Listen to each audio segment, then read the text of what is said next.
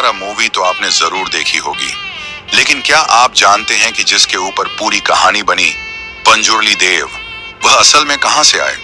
आज मैं आपको सुनाता हूं उनकी पूरी दिव्य गाथा। एक बार मां पार्वती जंगल में विचरण कर रही थी। अचानक उनकी नजर पड़ी एक छोटे से अकेले पड़े शूकर के बच्चे पर। वह मासूम उन्हें इतना प्यारा लगा कि पार्वती ने उसे अपना पुत्र मानकर पालना शुरू कर दिया। शिव और पार्वती के प्रेम, स्नेह और स्पर्श से उस छोटे से वराह में दिव्यता जागने लगी।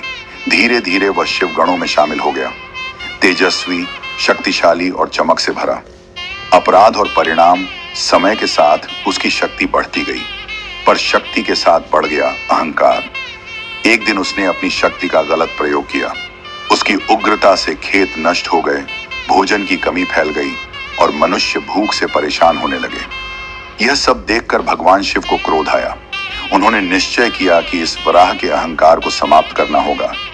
लेकिन तभी माता पार्वती ने विनती की, प्रभु, इसकी जान मत लीजिए, इसे एक और अवसर दीजिए। प्रायश्चित और वरदान वराह को अपनी भूल समझ आई।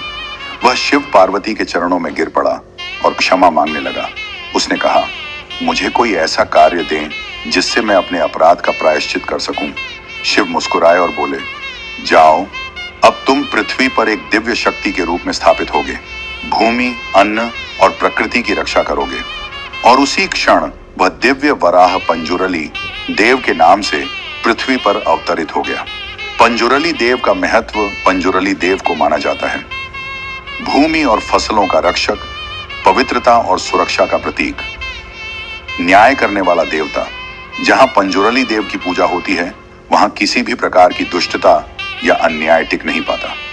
भूतकोला परंपरा दक्षिण भारत जैसे कर्नाटक और केरल के तटीय क्षेत्रों में पंजुरली देव की पूजा भूतकोला नामक प्राचीन उत्सव में की जाती है। इस उत्सव में देव को नृत्य, आग, मंत्रों और ट्रांस के माध्यम से शरीर में आमंत्रित किया जाता है। और यही परंपरा है जिसे कांतारा मूवी में अद्भुत तरीके से दिखाया गया है।